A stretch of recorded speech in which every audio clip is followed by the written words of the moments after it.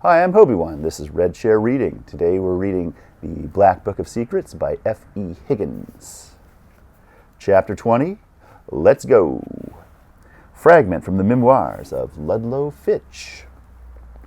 If Joe was a source of interest to the villagers, then I was equally a source of interest to the younger members, namely Polly and the Sourdoffs. I had not had friends before, and where I came from, people's only loyalty was to money. But the Sourdoff boys weren't like that. They were good company and made me laugh, and I liked them, except perhaps for the oldest. I always had the feeling that I couldn't quite trust him. You never really knew what he was thinking.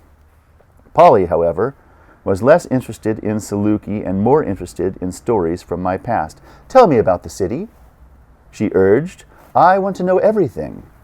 So I told her about the dark, enclosed streets with the houses so close together that the sun could never break through, about the broken pavements littered with rotting food, dead animals, dogs, and putrefying rats, about the pools of rancid water and the swarms of flies that hovered in clouds above the surface.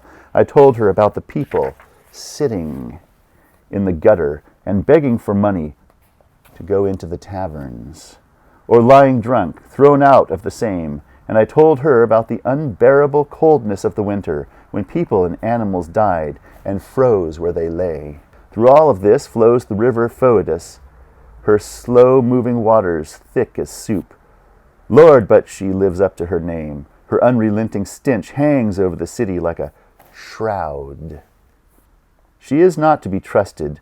I have seen her shiver to shrug off the ships tied to the piers, causing them to rock violently from side to side, their creaking groaning of protest mingling with the frightened shouts of the oarsmen and passengers on all the small ferries crossing the broad back of the river. All fear her murky waters. Few are known to have survived such a noxious dipping. And once she has had them, the Foedus does not surrender her victims. Quickly she drags them under and sucks the life out of them before disgorging them days later, bloated with lethal gases and bug-eyed, ready to explode. The Foedus splits the city in half and divides the people in two. The rich live on her north bank, the poor on the south. One bridge alone spans her back. Perhaps once it had a name, but now it was known only as the bridge. It is lined on either side with taverns and inns and hostels of the vilest kind, and in these dark and smoky dens of vice, all men, whether from the north or the south, are equal. They fight, they gamble, they drink, they murder. I, too, have been in the Nimblefinger Inn, the tavern so beloved of Jeremiah Ratchet and Ma and Pa. And in the city, whose lifeblood is crime, there is also punishment to stem its flow. It's an ill wind that blows no good, and although I hate to say it now, I made a good living then out of the misdeeds of others, especially on a Wednesday, hanging day at the gallows corner. A hanging was as good as a holiday. The crowds enjoyed the spectacle almost as much as the poor fellow on the gibbet detested it.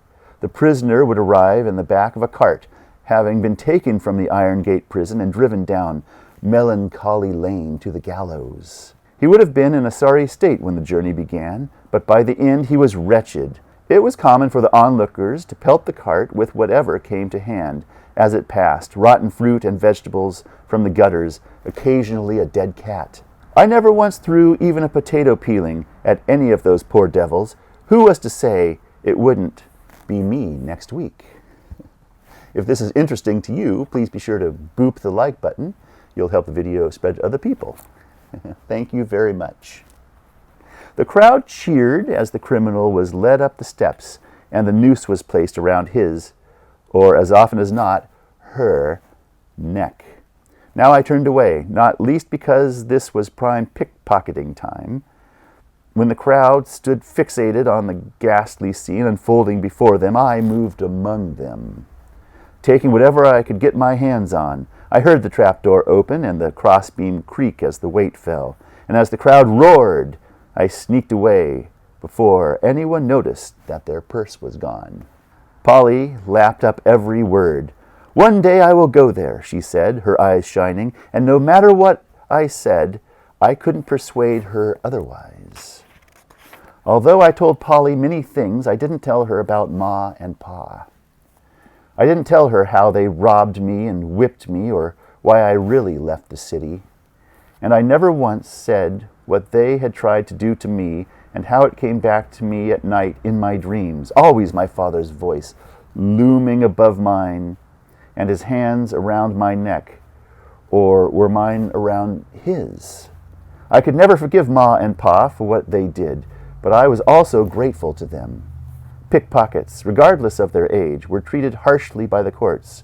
If Ma and Pa hadn't chased me from the city, I know sooner or later the noose would have been around my neck, and my lifeless body would have been hanging from those gallows.